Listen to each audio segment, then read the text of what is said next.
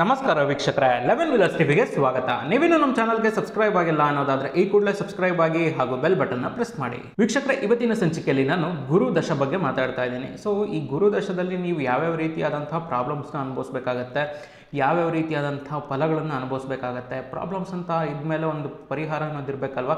ಯಾವ ರೀತಿಯಾದಂಥ ಪರಿಹಾರಗಳನ್ನು ಮಾಡ್ಕೊಳ್ಳೋದ್ರಿಂದ ನಿಮ್ಮ ಪ್ರಾಬ್ಲಮ್ಸ್ಗಳನ್ನ ನೀವು ಸ್ವಲ್ಪ ಮಟ್ಟಿಗೆ ತಗ್ಗಿಸ್ಬೋದು ಅನ್ನೋದ್ರ ಬಗ್ಗೆ ತಿಳ್ಕೊತಾ ಹೋಗೋಣ. ಸ್ವಲ್ಪ ಮಟ್ಟಿಗೆ ತಗ್ಗಿಸ್ಬೋದು ಅಷ್ಟೇ, ಅರ್ಥ ಆಯ್ತಾ? ಕಂಪ್ಲೀಟಾಗಿ ನಿವಾರಣೆ ಆಗೋದಕ್ಕಂತೂ ಆಗಲ್ಲ. ನೀವು ಕೆಲವೊಂದಿಷ್ಟು ಪ್ರಾಬ್ಲಮ್ಸ್ಗಳನ್ನು ಅನುಭವಿಸ್ಬೇಕು ಅಂತ ಬಂದಿದ್ದರೆ ಅದನ್ನು ಅನುಭವಿಸ್ಲೇಬೇಕಾಗತ್ತೆ. ಆದರೆ ಏನು ಒಂದು ಸ್ವಲ್ಪ ಕೊಡ್ಲಿಲ್ಲಿ ಹೋಗೋದು ಉಗ್ರಲ್ಲಿ ಹೋಯ್ತು ಅಂತಾರಲ್ವ, ಆ ರೀತಿ ಕೆಲವೊಂದಿಷ್ಟು ಪರಿಹಾರಗಳನ್ನು ಮಾಡ್ಕೊಳ್ಳೋದ್ರಿಂದ ನೀವು ಆ ಪ್ರಾಬ್ಲಮ್ನಿಂದ ಆಗುವಂಥ ಹಾನಿಗಳನ್ನು ಅಥವಾ ಆ ಪ್ರಾಬ್ಲಮ್ನ ಒಂದು ಇಂಟೆನ್ಸಿಟಿನ ಕಮ್ಮಿ ಮಾಡ್ಕೋಬೋದು. ಇದ್ರ ಬಗ್ಗೆ ನಾವು ಮಾತಾಡ್ತಾ ಇದ್ದೀವಿ. ದಯವಿಟ್ಟು ವಿಡಿಯೋನ ಕಡೆ ತನಕ ನೋಡಿ. ಮೊದಲನೇ ಪಾಯಿಂಟ್, ಗುರು ಅನ್ನೋದು ನಿಮ್ಮ ಜಾತಕದಲ್ಲಿ ಮದುವೆ, ನಿಮ್ಮ ಮಕ್ಕಳು, ನಿಮ್ಮ ಜನ್ರೇಷನ್ಸು, ನಿಮ್ಮ ಮಕ್ಕಳ ವಿದ್ಯಾಭ್ಯಾಸ, ನಿಮ್ಮ ಜೀವನದಲ್ಲಿ ನೀವು ಅನುಭವಿಸುವಂಥ ಒಂದು ಎಲ್ಲ ರೀತಿಯಾದಂಥ ಸುಖ ವೈಭೋಗಗಳು, ಜೊತೆಗೆ ನೀವು ಕಲಿಯುವಂಥ ಪಾಠಗಳು, ನಿಮ್ಮ ಜೀವನದ ಫಿಲಾಸಫಿ, ಅದ್ರ ಜೊತೆಗೆ ನಿಮ್ಮ ಸೋರ್ಸ್ ಆಫ್ ಇನ್ಕಮ್ಗಳು, ಅಂದರೆ ನೀವು ಯಾವ್ಯಾವ ರೀತಿಯಿಂದ ನೀವು ಹಣನ ಗಳಿಸ್ತೀರಾ, ಆ ಹಣಗಳ ಮೂಲ, ಇದೆಲ್ಲದನ್ನು ಕೂಡ ಗುರು ಕಾರಕತ್ವ ವಹಿಸ್ಕೊಳ್ಳುತ್ತೆ. ಆಲ್ಮೋಸ್ಟ್ ನಮ್ಮ ಜೀವನಕ್ಕೆ ಏನೇನು ಬೇಕು ಅದೆಲ್ಲದರ ಕಾರಕತ್ವನೂ ಕೂಡ ಗುರು ಒಂದು ಹಂತಕ್ಕೆ ಒಂದು 70% ಅದ್ರ ಕಾರಕತ್ವಗಳನ್ನು ಹೊಂದಿದೆ. ಗುರು ಒಂದೇ ಅದ್ರ ಕಾರಕತ್ವಗಳನ್ನು ಹೊಂದಿದೆ. ಹಾಗಾಗಿ ಜ್ಯೋತಿಷ್ಯದಲ್ಲಿ ಗುರುಗೆ ಒಂದು ಒಳ್ಳೆ ಮಹತ್ವದ ಒಂದು ಸ್ಥಾನ ಇದೆ.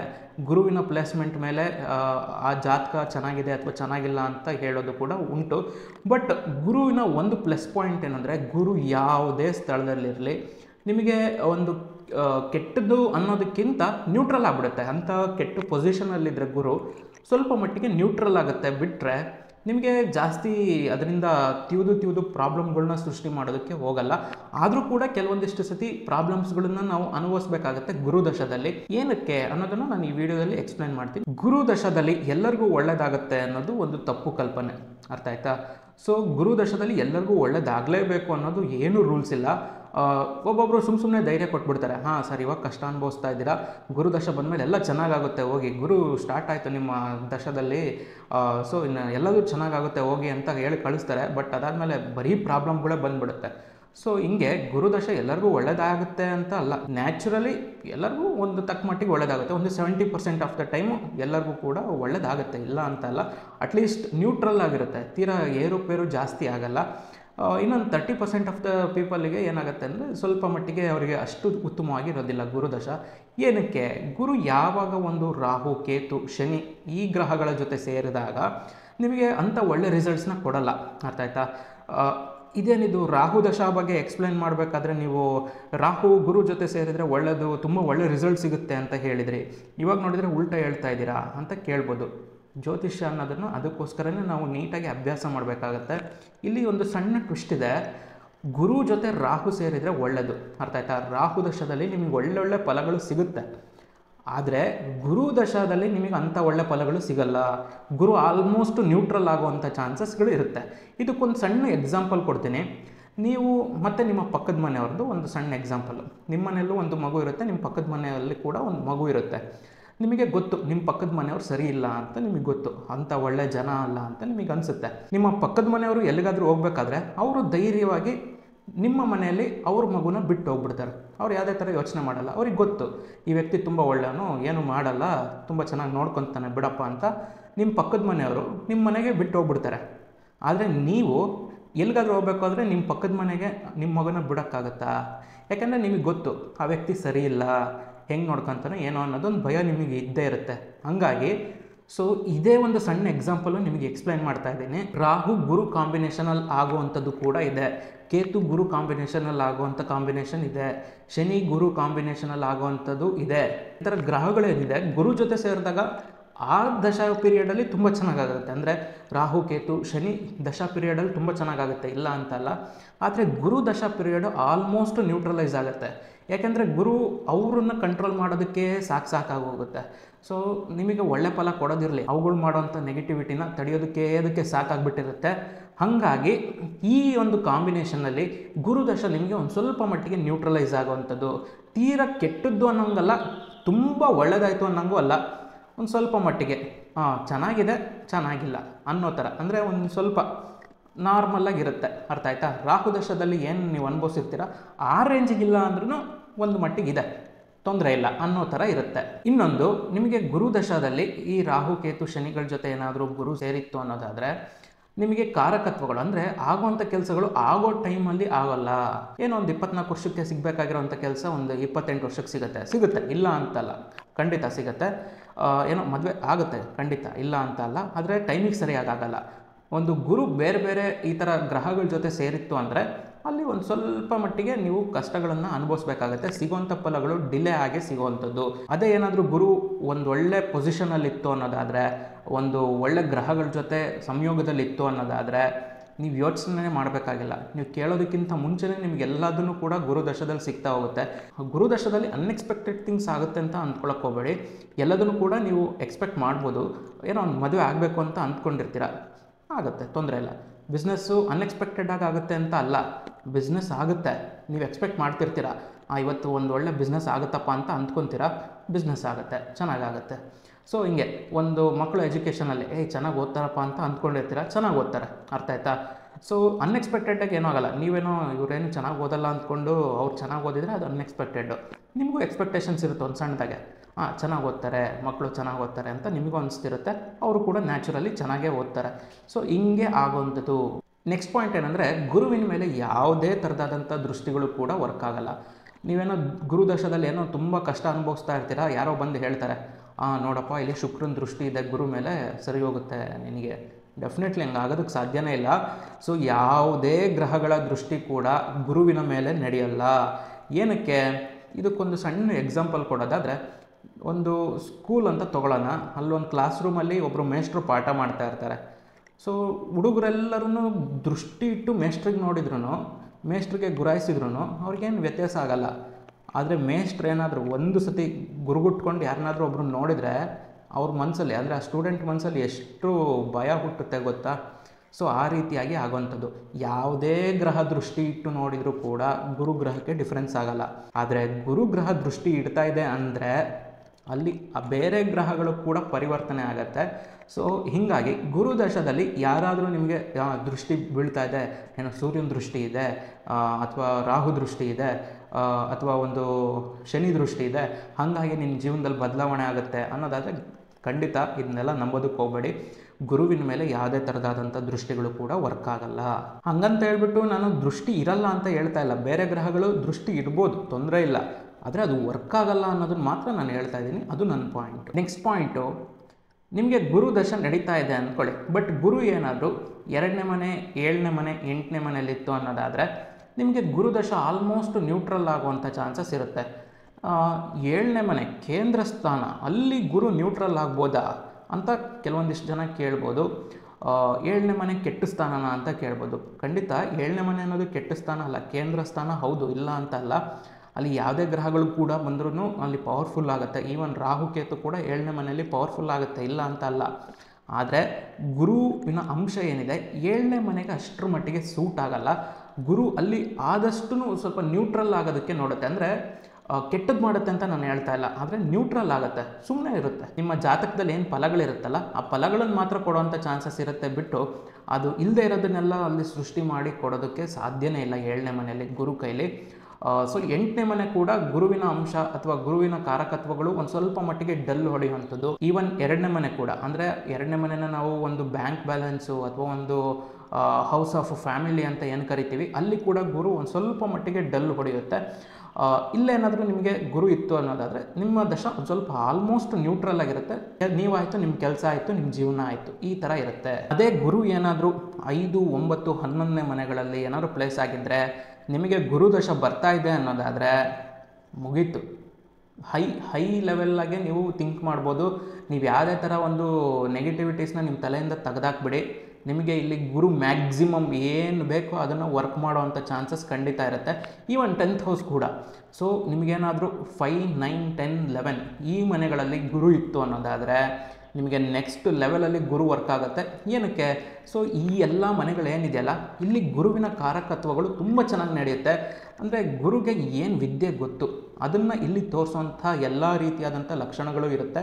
ಸೊ ಈ ಮನೆಗಳು ಒಂದು ರೀತಿಯಾಗಿ ಗುರುವಿನ ಫೇವ್ರೆಟ್ ಅಂತ ಅಂದರೂ ಕೂಡ ತಪ್ಪಿಲ್ಲ. ನೆಕ್ಸ್ಟು ಗುರು ದಶಾ ಟೈಮಲ್ಲಿ ಯಾವುದೇ ರೀತಿಯಾದಂಥ ವ್ಯಕ್ತಿ ಆದರೂ ಕೂಡ ಅವನೊಂದು ಮಟ್ಟಿಗೆ ಸೀರಿಯಸ್ ಆಗ್ತಾನೆ. ಸೀರಿಯಸ್ ಅಂದರೆ ಆರೋಗ್ಯದಲ್ಲಿ ಸೀರಿಯಸ್ ಆಗಿ ಕೋಮಾಗಿ ಹೋಗ್ತಾರೆ ಅಂತ ಅಲ್ಲ, ಜೀವನದಲ್ಲಿ ಸೀರಿಯಸ್ ಆಗ್ತಾರೆ.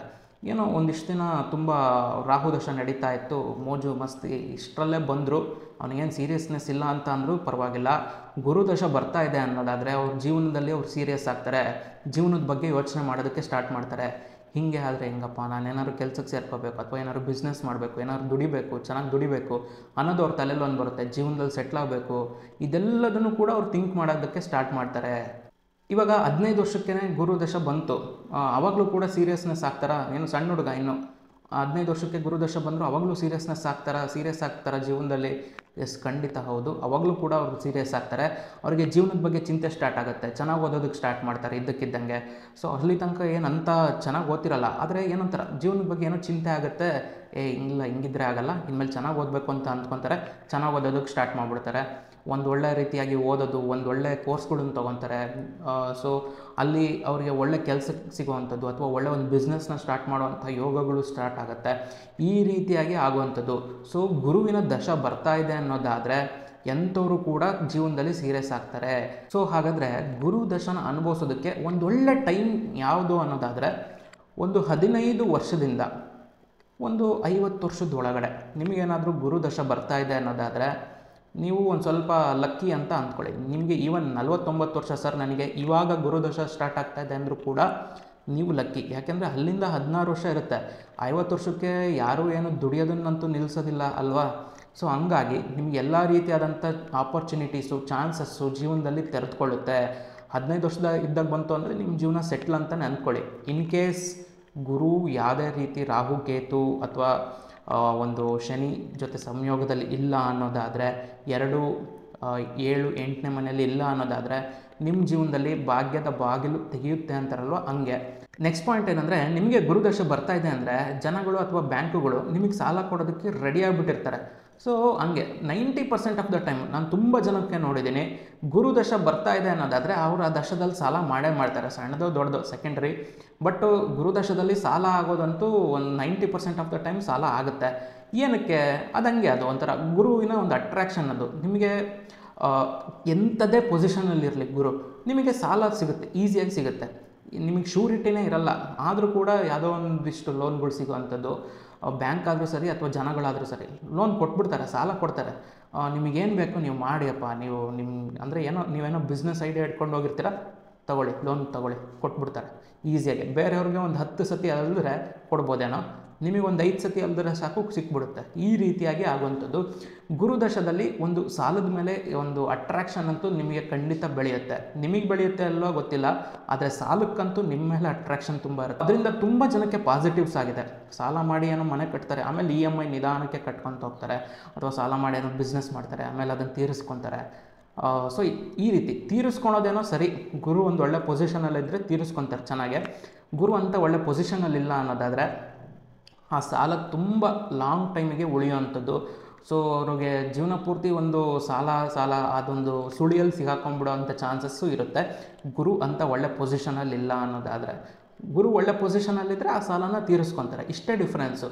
ಸಾಲ ಸಿಗೋದು ಮ್ಯಾಂಡೇಟ್ರಿ, ಎಲ್ಲರಿಗೂ ಕೂಡ ಸಾಲ ಸಿಗುತ್ತೆ.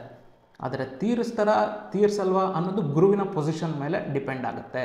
ಗುರುದಶದಲ್ಲಿ ನಿಮಗೆ ಆರೋಗ್ಯ ಸರಿ ಇದೆ ಅಂತ ಅನಿಸುತ್ತೆ 90% ಆಫ್ ದ ಟೈಮ್. ನನಗೇನು ತೊಂದರೆ ಇದೆ, ಚೆನ್ನಾಗೇ ಇದ್ದೀನಲ್ಲ, ಏನೋ ಒಂಚೂರು ಶುಗರ್ ಇರ್ಬೋದು, ಚೂರು BP ಇರ್ಬೋದು, ಅಥವಾ ಒಂಚೂರು ಏನೋ ಹೊಟ್ಟೆಗೆ ಸಂಬಂಧಪಟ್ಟಂಗೆ ಏನೋ ಹೊಟ್ಟೆ ನೋವು ಇರ್ಬೋದು, ತಲೆನೋವು ಇರ್ಬೋದು, ಆದರೂ ಏನು ತೊಂದರೆ ಇಲ್ಲ, ಚೆನ್ನಾಗೇ ಇದ್ದೀನಿ ನಾನು ಅಂತ ಅನಿಸ್ಬೋದು. ಆದರೆ ಸಣ್ಣದಾಗಿ ಆರೋಗ್ಯ ಕೂಡ ಎಫೆಕ್ಟ್ ಆಗ್ತಾ ಬರುತ್ತೆ. ಅದಕ್ಕೋಸ್ಕರ ದಯವಿಟ್ಟು ಆರೋಗ್ಯದ ವಿಚಾರವಾಗಿ ಗುರುದಶದಲ್ಲಿ ನೀವು ಕಾನ್ಸಂಟ್ರೇಟ್ ಮಾಡಲೇಬೇಕು. ರೆಗ್ಯುಲರ್ ವ್ಯಾಯಾಮಗಳಾದರೂ ಆಯಿತು, ರೆಗ್ಯುಲರ್ ಎಕ್ಸಸೈಸ್ಗಳಾದರೂ ಆಯಿತು, ಏನಾದರೂ ಆಯಿತು, ಯೋಗ, ಮತ್ತೊಂದು ಡ್ಯಾನ್ಸ್ ಒಳ್ಳೆಯದು. ಸೊ ಎನಿಥಿಂಗ್ ನೀವೇನಾದರೂ ಮಾಡಿ ನಿಮ್ಮ ಒಂದು ಆರೋಗ್ಯನ ಮೇಂಟೈನ್ ಮಾಡೋದಕ್ಕೆ ಏನು ಬೇಕು ಖಂಡಿತ ಮಾಡ್ತಾಯಿರಿ. ಆರೋಗ್ಯದ ಬಗ್ಗೆ ಕಾಳಜಿ ವಹಿಸೋದು ನೀವು ವಹಿಸಲೇಬೇಕು. ನಿಮಗೆ ಗುರುದಶದಲ್ಲಿ ಅನಿಸುತ್ತೆ ನನಗೆ ಆರೋಗ್ಯಕ್ಕೆ ಏನೂ ಆಗಿಲ್ಲ ಅಂತ ಅನಿಸುತ್ತೆ, ಬಟ್ ಸ್ಟಿಲ್ ನೀವು ಏನೂ ಆಗಿಲ್ಲ ಅಲ್ವಾ, ಒಳ್ಳೆಯದು, ತೊಂದರೆ ಇಲ್ಲ. ಏನೂ ಆಗಬಾರ್ದು ಅಂತ ಎಕ್ಸಸೈಸ್ಗಳನ್ನು ಮಾಡಿ. ಸೊ ಈ ರೀತಿಯಾಗಿ ನೀವು ಕೇರ್ ತೊಗೊಳ್ಳೋದ್ರಿಂದ ಗುರು ಅಲ್ಲಿ ಇನ್ನೂ ತುಂಬ ಚೆನ್ನಾಗಿ ಎನ್ಹ್ಯಾನ್ಸ್ ಆಗುತ್ತೆ. ಸೊ ಗುರುವಿನ ಇಂಪ್ರೂವ್ಮೆಂಟ್ಸನ್ನು ನೀವು ನೋಡ್ಬೋದು ಖಂಡಿತ. ಸೊ ಒಂದು ತಕ್ಕ ಮಟ್ಟಿಗೆ ಗುರುವಿನ ನೆಗೆಟಿವಿಟಿ ಏನಿರುತ್ತೆ ಅದನ್ನು ಕೂಡ ನೀವು ತೆಗೆದು ಹಾಕ್ಬೋದು. ನೆಕ್ಸ್ಟು ಗುರುದಶ ಬರ್ತಾ ಇದೆ. ಗುರು ಏನಾದರೂ 8 ಅಥವಾ 12ರಲ್ಲಿದ್ದರೆ ನಿಮಗೆ ಆಧ್ಯಾತ್ಮ, ಜ್ಯೋತಿಷ್ಯ, ಮಾರ್ಷಲ್ ಆರ್ಟ್ಸು, ಯೋಗ ಅಥವಾ ಬೇರೆ ಬೇರೆ ರೀತಿಯಾದಂಥ ಅಕಲ್ಟ್ ಸೈನ್ಸ್ಗಳು, ಸೊ ಇದೆಲ್ಲ ಏನಿದೆ ಅಲ್ಲ, ಇದರೆಲ್ಲದ್ರ ಮೇಲೂ ನಿಮಗೆ ಒಂಥರ ಇಂಟ್ರೆಸ್ಟ್ ಹುಟ್ಟುತ್ತೆ. ಸೊ ಏನೋ ಇದ್ದಕ್ಕಿದ್ದಂಗೆ ನೀವು ಅಂದ್ಕೊಂಡಿರಲ್ಲ ಜ್ಯೋತಿಷ್ಯ ಕಲಿಬೇಕು ಅಂತ, ಕಲಿಯೋದಕ್ಕೆ ಸ್ಟಾರ್ಟ್ ಮಾಡ್ತೀರಾ. ನಿಮಗೆ ದೇವ್ರ ಮೇಲೆ ನಂಬಿಕೆನೇ ಇರಲ್ಲ, ಇದ್ದಕ್ಕಿದ್ದಂಗೆ ದೇವ್ರ ಮೇಲೇನೋ ನಂಬಿಕೆ ಬರೋದಕ್ಕೆ ಸ್ಟಾರ್ಟ್ ಆಗುತ್ತೆ. ನೀವು ಜೀವನದಲ್ಲಿ ತುಂಬ ಎಂಜಾಯ್ ಮಾಡ್ತಿದ್ದವ್ರು ಇಷ್ಟು ದಿನ ಏನರ ಬಗ್ಗೆನೂ ತಲೆ ಕೆಡಿಸ್ಕೊತಿರಲಿಲ್ಲ. ಆದರೆ ಇವಾಗೇನೋ ಫಿಲಾಸಫಿ, ಜೀವನದಲ್ಲಿ ಏನೋ ಫಿಲಾಸಫರ್ ಥರ ಮಾತಾಡೋದು, ಏನೋ ತುಂಬ ಜೀವನ ನೋಡಿಬಿಟ್ಟಿದ್ದಾರೆ ಅನ್ನೋ ರೀತಿ ಮಾತಾಡೋದಕ್ಕೆ ಸ್ಟಾರ್ಟ್ ಮಾಡ್ತಾರೆ. ಒಂಥರ ಇವ್ರು ಏನೇ ಹೇಳಿದರೂ ಕೂಡ ಬೇರೆಯವ್ರಿಗೆ ಕುತ್ಕೊಂಡು ಕೇಳಬೇಕು ಅಂತ ಅನಿಸುತ್ತೆ. ಜೀವನದಲ್ಲಿ ತುಂಬ ಅನುಭವಿಸಿದಾರಪ್ಪ, ಇವ್ರ ಮಾತನ್ನು ಕೇಳಿದರೆ ನಾವು ಉದ್ಧಾರ ಆಗ್ತೀವಿ ಅಂತ ಬೇರೆಯವ್ರಿಗೆ ಅನಿಸುತ್ತೆ. ಇವರಿಗೆ ಅದು ನ್ಯಾಚುರಲಾಗಿ ಬರುತ್ತೋ ಅಥವಾ ಇವರೇ ಕ್ರಿಯೇಟ್ ಮಾಡ್ಕೊತಾರೋ, ಅದು ಬೇರೆ ಬೇರೆ ಗ್ರಹಗಳ ಪೊಸಿಷನ್ಸ್ಗಳನ್ನು ನಾವು ನೋಡಬೇಕಾಗತ್ತೆ. ಆದರೆ ಗುರು ದಶದಲ್ಲಿ ಖಂಡಿತ ಇವ್ರಿಗಂತೂ ಈ ಎಲ್ಲ ವಿಚಾರಗಳ ಮೇಲೆ ಇಂಟ್ರೆಸ್ಟ್ ಇರುತ್ತೆ, ಈ ಎಲ್ಲ ವಿಚಾರಗಳನ್ನು ಕಲಿತಾರೆ, ಜೊತೆಗೆ ಬೇರೆಯವ್ರಿಗೂ ಕೂಡ ಹೇಳೋ ಅಂಥ ಚಾನ್ಸಸ್ಸು ಇರುತ್ತೆ. ಬೇರೆಯವ್ರಿಗೆ ಅದ್ರ ಮೇಲೆ ಒಂದು ಸಣ್ಣದಾಗಿ ಎಜುಕೇಷನ್ ಕೊಡೋವಂಥದ್ದು ಅಥವಾ ಒಂದು ಸಣ್ಣದಾಗೆ ಅದ್ರ ಮೇಲೆ ಜ್ಞಾನ ಕೊಡೋವಂಥದ್ದು. ಅವ್ರ ಫ್ರೆಂಡ್ಸಲ್ಲಾದರೂ ಸರಿ ಅದ್ರ ಬಗ್ಗೆ ಅವರಿಗೆ ತಿಳಿಸ್ಕೊಡ್ತಾರೆ, ಅದ್ರ ಬಗ್ಗೆ ಅವ್ರಿಗೆ ದಾರಿ ತೋರಿಸ್ತಾರೆ. ಯಾರಿಗೂ ಏನೋ ಕಷ್ಟ ಅಂತ ಹೋದರೆ, ಮಗ ಈ ದೇವಸ್ಥಾನಕ್ಕೆ ಹೋಗೋ ಸರಿ ಹೋಗುತ್ತೆ ಅಂತ ಅನ್ನೋದು, ಅಥವಾ ಸರ್ ನೀವು ಈ ಥರ ಯೋಗ ಮಾಡಿ, ಈ ಥರ ಯೋಗಗಳನ್ನು ಮಾಡಿ, ಇದೆಲ್ಲದನ್ನು ಸರಿ ಹೋಗುತ್ತೆ ಅಂತ ಅನ್ನೋದು, ಈ ಪೂಜೆ ಮಾಡಿ ಸರಿ ಹೋಗುತ್ತೆ ಅನ್ನೋದು. ಇಷ್ಟು ದಿನ ಅವರು ಏನು ಮಾಡಿರಲ್ಲ, ಬಟ್ ಬೇರೆಯವ್ರಿಗೆ ಖಂಡಿತ ಸಜೆಸ್ಟ್ ಮಾಡ್ತಾರೆ. ಸೊ ಅದು ಕೆಟ್ಟದ್ದು ಅಂತಲ್ಲ, ಅದು ನ್ಯಾಚುರಲಾಗಿ ಆಗುತ್ತೆ. ಅಂಥವ್ರ ಮಾತನ್ನು ಕೇಳಿದಾಗ 90% ಆಫ್ ದ ಟೈಮ್ ಅದು ಸರಿನೂ ಕೂಡ ಹೋಗುತ್ತೆ ಅಲ್ವಾ. ಸೊ ಈ ರೀತಿಯಾಗಿ ಒಂದು ಅಕಲ್ಟ್ ಸೈನ್ಸಸ್ ಮೇಲೆ ಇವ್ರಿಗೆ ನಂಬಿಕೆ ಚೆನ್ನಾಗಿ ಬರುತ್ತೆ, ಜೊತೆಗೆ ಅವ್ರು ಹೇಳಿದ್ದು ಕೂಡ ಆಗೋವಂಥ ಚಾನ್ಸಸ್ಸು ಇರುತ್ತೆ. ಸೊ ಯಾರ್ಯಾರಿಗೆ ಗುರು 8ರಲ್ಲಿದೆ 12ರಲ್ಲಿದೆ, ನಿಮಗೆ ದಶ ಬಂದಿಲ್ಲ ಅಂದರೂ ಪರವಾಗಿಲ್ಲ, ನಿಮಗೆ ಈ ಎನರ್ಜಿ ಇದ್ದೇ ಇರುತ್ತೆ. ಅದನ್ನು ಸರಿಯಾದ ರೀತಿ ಉಪಯೋಗಿಸ್ಕೊಳ್ಳಿ, ತುಂಬ ಒಳ್ಳೆಯ ಒಂದು ಉನ್ನತ ಮಟ್ಟಕ್ಕೆ ನೀವು ಬೆಳಿಬೋದು ಆಧ್ಯಾತ್ಮಿಕವಾಗಿ. ನೆಕ್ಸ್ಟು ಗುರುದಶದಲ್ಲಿ ಒಂದು ಸ್ವಲ್ಪ ನೀವು ಹೊಟ್ಟೆ ಬಗ್ಗೆ ಕಾಳಜಿ ವಹಿಸಬೇಕಾಗತ್ತೆ. ಹೊಟ್ಟೆ ಅನ್ನೋದಾದರೆ ಜಸ್ಟು ನಿಮ್ಮ ಹೊಟ್ಟೆ ಅಂತ ಅಲ್ಲ, ನಿಮ್ಮ ಆ ಹೊಟ್ಟೆಗೆ ಸಂಬಂಧಪಟ್ಟಿರೋವಂಥ ಆ ಪಾರ್ಟ್ ಏನಿದೆ ಎಲ್ಲ ಪೂರ್ತಿ, ಅಂದರೆ ದೊಡ್ಡ ಕರಳು, ಸಣ್ಣ ಕರಳು, ಲಿವರು, ಕಿಡ್ನಿ, ಪೂರ್ತಿ ಆ ಒಂದು ಪೋರ್ಷನ್ ಏನಿದೆಯಲ್ಲ ಆ ಪೋರ್ಷನ್ ಮೇಲೆ ನೀವು ಖಂಡಿತ ಗಮನ ಕೊಡಲೇಬೇಕಾಗತ್ತೆ. ಎಕ್ಸ್ಪೆಷಲಿ ಜೀರ್ಣಕ್ರಿಯೆ ಮೇಲೆ, ಕಿಡ್ನಿ ಮೇಲೆ, ಲಿವರ್ ಮೇಲೆ. ಸೊ ಈ ಪಾರ್ಟ್ಗಳ ಮೇಲೆ ನೀವು ಖಂಡಿತ ಗಮನ ಕೊಡಲೇಬೇಕಾಗತ್ತೆ. ದಯವಿಟ್ಟು ನಿಮ್ಮ ಹೊಟ್ಟೆ ಭಾಗನ ತುಂಬ ನೀಟಾಗಿ ಇಟ್ಕೋಬೇಕಾಗತ್ತೆ ಗುರುದಶ ಟೈಮಲ್ಲಿ. ಸೊ ಒಂದು ಹೊತ್ತು ಕಮ್ಮಿ ತಿಂದರೂ ಪರವಾಗಿಲ್ಲ, ಬ್ಯಾಲೆನ್ಸಾಗಿ ತಿನ್ನಿ. ಹೊಟ್ಟೆ ಭಾಗನ ತುಂಬ ಚೆನ್ನಾಗಿ ಮೈಂಟೈನ್ ಮಾಡೋದಕ್ಕೆ ಟ್ರೈ ಮಾಡಿ. ಅದ್ರ ಆರೋಗ್ಯನ ಕಾಪಾಡಬೇಕಾಗತ್ತೆ. ಚೆನ್ನಾಗಿ ಮೈಂಟೈನ್ ಮಾಡೋದಂದರೆ ನೋಡೋಕ್ಕೆ ಚೆನ್ನಾಗಿರಬೇಕು ಅಂತ ಅಲ್ಲ, ಅದ್ರ ಆರೋಗ್ಯನ ಚೆನ್ನಾಗಿ ಮೈಂಟೈನ್ ಮಾಡಬೇಕಾಗತ್ತೆ. ಸೊ ಇದಿಷ್ಟೆಲ್ಲ ಒಂದು ಫಲಗಳು ಅಥವಾ ಒಂದು ಪರಿಣಾಮಗಳು ಅಂತ ಅನ್ನೋದಾದರೆ, ಕೆಲವೊಂದಿಷ್ಟು ಪರಿಹಾರಗಳನ್ನು ಮಾಡ್ಕೊಳ್ಳೋದ್ರಿಂದ ನಿಮಗೆ ಗುರುದಶದಲ್ಲಿ ಆಗುವಂಥ ಸಮಸ್ಯೆಗಳನ್ನು ಕಮ್ಮಿ ಮಾಡ್ಕೋಬೋದು ಅಂತ ಹೇಳಿದ್ನಲ್ವ.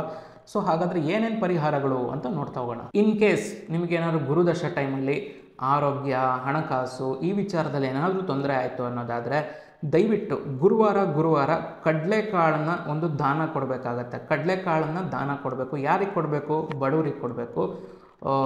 ಸೊ ಎಷ್ಟು ಕೊಡಬೇಕು ಅದು ನಿಮ್ಮ ಕೆಪಾಸಿಟಿ, ನಿಮ್ಮ ಕೆಪಾಸಿಟಿ ಮೇಲೆ ಅದು ಡಿಪೆಂಡು. ಅರ್ಧ kg ಕೊಡ್ತೀರಾ ಸಂತೋಷ, 1 kg ಕೊಡ್ತೀರಾ ಒಳ್ಳೆಯದು, 1/4 kg ಕೊಡ್ತೀರಾ ಒಳ್ಳೆಯದು, ತೊಂದರೆ ಇಲ್ಲ, 100 ಗ್ರಾಮ್ ತೊಂದರೆ ಇಲ್ಲ. ಸೊ ಎಷ್ಟಾದರೂ ಸರಿ, ನಿಮ್ಮ ಕೆಪಾಸಿಟಿ ಮೇಲೆ ಬಿಟ್ಟಿದ್ದು. ಬಟ್ ಕಡಲೆಕಾಳನ್ನು ಪ್ರತಿ ಗುರುವಾರ ದಾನ ಕೊಡೋದನ್ನು ಅಭ್ಯಾಸ ಮಾಡ್ಕೊಳ್ಳಿ. ಯಾರಿಗೆ ಅವಶ್ಯಕತೆ ಇರುತ್ತೆ ಅವರಿಗೆ ಕೊಡಬೇಕು. ಆವಾಗಲೇ ನಿಮ್ಮ ಒಂದು ಗುರುದಶ ಒಂದು ಬ್ಯಾಲೆನ್ಸ್ನ ತರೋದಕ್ಕಾಗೋದು. ನೆಕ್ಸ್ಟು ಗುರುವಿನ ದೇವಸ್ಥಾನಗಳಲ್ಲಿ ಸೇವೆ ಮಾಡಬೇಕು. ಅರ್ಥ ಆಯ್ತಾ? ಸೊ ಗುರುವಿನ ದೇವಸ್ಥಾನಗಳಲ್ಲಿ ಸೇವೆ ಅನ್ನೋದಾದರೆ ಹೆಂಗೆ ಅಂದರೆ, ಪರ್ಟಿಕ್ಯುಲರಾಗಿ ಒಂದೊಂದು ದೇವಸ್ಥಾನಗಳಲ್ಲಿ ಒಂದೊಂದು ಥರ ಇರುತ್ತೆ. ಈಗ ಒಂದು ದತ್ತಾತ್ರೇಯ ದೇವಸ್ಥಾನಗಳಲ್ಲಿ ಏನಾಗುತ್ತೆ ಅಂದರೆ, ಭಿಕ್ಷೆ ಬೇಡಿ ಸೇವೆ ಮಾಡ್ತಾರೆ. ಅರ್ಥ ಆಯ್ತಾ? ಅದೇ ರಾಘವೇಂದ್ರ ಸ್ವಾಮಿ ದೇವಸ್ಥಾನದಲ್ಲಿ ಉರುಳು ಸೇವೆ ಮಾಡ್ತಾರೆ. ಸೊ ಸಾಯಿಬಾಬಾ ದೇವಸ್ಥಾನಗಳಲ್ಲಿ ಇನ್ನೂ ಬೇರೆ ಬೇರೆ ಥರ ಇರುತ್ತೆ. ಸೊ ಅಲ್ಲಿನ ನೇಟಿವಿಟಿಗೆ ತಕ್ಕಂತೆ ಬೇರೆ ಬೇರೆ ಗುರುವಿನ ಸ್ಥಾನಗಳಲ್ಲಿ ಗುರುವಿಗೆ ಸಂಬಂಧಪಟ್ಟಂಗೆ ಬೇರೆ ಬೇರೆ ರೀತಿಯಾದಂಥ ಸೇವೆಗಳು ಇರುತ್ತೆ. ಸೊ ನಾನು ಹೇಳೋದು ನಿಮ್ಮ ಅನುಕೂಲ ನೋಡ್ಕೊಳ್ಳಿ, ನಿಮ್ಮ ಒಂದು ಆರಾಧ್ಯ ಯಾರು ಅಂತ ನೋಡ್ಕೊಳ್ಳಿ. ಸೊ ಆ ಒಂದು ಗುರುವಿನ ಮೇಲೆ, ಆ ಒಂದು ಗುರುವಿನ ದೇವಸ್ಥಾನಗಳಲ್ಲಿ ಯಾವ ರೀತಿ ಸೇವೆ ಮಾಡ್ಬೋದು, ನಿಮಗೆ ಇಷ್ಟ ಬಂದಂತೆ ನೀವೊಂದು ರಿಸ್ಟ್ರಿಕ್ಷನ್ಸ್ನ ಹಾಕ್ಕೊಂಡು ನೀವು ಗುರುವಿಗೆ ಸೇವೆ ಮಾಡ್ತಾ ಬನ್ನಿ. ಖಂಡಿತ ಇದರಿಂದ ಗುರುವಿನ ದಶದಲ್ಲಿ ನೀವು ಬ್ಯಾಲೆನ್ಸ್ನ ತರ್ಬೋದು. ಸೊ ಒಂದು ಹಣಕಾಸಿನ ಆರೋಗ್ಯ ಸಮಸ್ಯೆಗಳನ್ನು ಬಗೆಹರಿಸ್ಕೋಬೋದು. ನೆಕ್ಸ್ಟ್ ಪಾಯಿಂಟು, ಗುರುವಿನ ದಶಾ ಟೈಮಲ್ಲಿ ನೀವು ಓದೋ ಮಕ್ಕಳಿಗೆ ಅಥವಾ ಯಾರಾದರೂ ಸರಿ ಯಾರಿಗೆ ಓದೋದಕ್ಕೆ ಆಸಕ್ತಿ ಇರುತ್ತೆ ಅವರಿಗೆ ಧರ್ಮ ಗ್ರಂಥಗಳನ್ನು ದಾನ ಕೊಡಬೇಕಾಗತ್ತೆ. ಭಗವದ್ಗೀತೆ ದಾನ ಕೊಡಿ, ಅಥವಾ ಒಂದು ಭಾಗವತ ಪುರಾಣಗಳು ಅದೊಂದು ಬುಕ್ಕಿನ ಸೆಟ್ ಬರುತ್ತೆ, ಅಥವಾ ಅದನ್ನು ದಾನ ಕೊಡಿ. ಸೊ ಅಥವಾ ಬೇರೆ ಬೇರೆ ರೀತಿಯಾದಂಥ ಧರ್ಮ ಗ್ರಂಥಗಳು ತುಂಬ ಇದೆ. ಮಹಾಭಾರತ ಇದೆ, ರಾಮಾಯಣ ಇದೆ, ಸೊ ಭಾಗವತ ಇದೆ, ಅದನ್ನು ಬಿಟ್ಟರೆ ಪುರಾಣಗಳಿದೆ, ಎಷ್ಟೊಂದಿದೆ ಅಲ್ವಾ. ಸೊ ಯಾವುದಾದ್ರೂ ಸರಿ ಧರ್ಮ ಗ್ರಂಥಗಳು ಓದೋವಂಥ ಮಕ್ಕಳಿಗೆ ಅನ್ನೋದಕ್ಕಿಂತ ಯಾರಿಗೆ ಓದೋದಕ್ಕೆ ಇಂಟ್ರೆಸ್ಟ್ ಇರುತ್ತೆ ಅಂಥವ್ರಿಗೆ. ನೆಕ್ಸ್ಟ್ ಪಾಯಿಂಟು, ಗುರುದಶದಲ್ಲಿ ಎಲ್ಲರೂ ಪಾಲಿಸಲೇಬೇಕಾಗಿರುವಂಥ ಪಾಯಿಂಟು ಏನು ಅನ್ನೋದಾದರೆ, ನಿಮ್ಮ ಕೈಲಿ ಯಾರಿಗಾದರೂ ಒಳ್ಳೇದು ಮಾಡೋಕ್ಕಾಗಲಿಲ್ಲ ಅಂದರೂ ಪರವಾಗಿಲ್ಲ, ಕೆಟ್ಟದ್ದನ್ನು ಮಾಡಬೇಡಿ. ಯಾವುದೇ ವಿಚಾರದಲ್ಲಾದರೂ ಆಯಿತು, ಬಿಸ್ನೆಸ್ಸು, ಕೆರಿಯರು, ಎಕ್ಸ್ಪೆಷಲಿ ಈ ಕಂಪ್ನಿಗಳಲ್ಲಿ ಏನಾಗುತ್ತೆ ರಾಜಕೀಯ ಮಾಡ್ತಾ ಇರ್ತಾರೆ. ಸೊ ಹಂಗೆ ನಿಮಗೇನಾದ್ರು ಗುರುದಶ ನಡೀತಾ ಇತ್ತು ಅಂದರೆ ದಯವಿಟ್ಟು ಸ್ಟೇ ಔಟ್ ಆಫ್ ದಟ್. ಅರ್ಥ ಆಯ್ತಾ? ಆ ಒಂದು ಕಂಪ್ನಿ ಪಾಲಿಟಿಕ್ಸು ಇದರಿಂದ ಎಲ್ಲ ಒಂದು ಸ್ವಲ್ಪ ದೂರ ನಿಂತುಬಿಡಿ. ಒಳ್ಳೇದು ಮಾಡೋಕ್ಕಾಗಲಿಲ್ಲ ಅಂದರೂ ಪರವಾಗಿಲ್ಲ, ನೋ ವರೀಸ್, ಏನೂ ತೊಂದರೆ ಇಲ್ಲ, ಕೆಟ್ಟದ್ದು ಮಾಡಬೇಡಿ ಅನ್ನೋದಷ್ಟೇ ನಮ್ಮ ಪಾಯಿಂಟು. ಏನಕ್ಕೆ ಅನ್ನೋದಾದರೆ, ನೆಕ್ಸ್ಟು ಬಾಸ್ ದಶ ಬರುತ್ತೆ. ಯಾರ್ದೇಳಿ? ಶನಿ ದಶ. ಅದಕ್ಕೋಸ್ಕರ ಸೊ ಅದ್ರ ಬಗ್ಗೆ ನಾನು ಮುಂದಿನ ಸಂಚಿಕೆಯಲ್ಲಿ ಹೇಳ್ತೀನಿ. ಅಲ್ಲಿವರೆಗೂ ನೀವು ನಮ್ಮ ಚಾನಲ್ಗೆ ಸಬ್ಸ್ಕ್ರೈಬ್ ಆಗಿಲ್ಲ ಅನ್ನೋದಾದರೆ ಈ ಕೂಡಲೇ ಸಬ್ಸ್ಕ್ರೈಬ್ ಆಗಿ ಹಾಗೂ ಬೆಲ್ ಬಟನ್ನ ಪ್ರೆಸ್ ಮಾಡಿ. ನಮಸ್ಕಾರ, ಧನ್ಯವಾದ.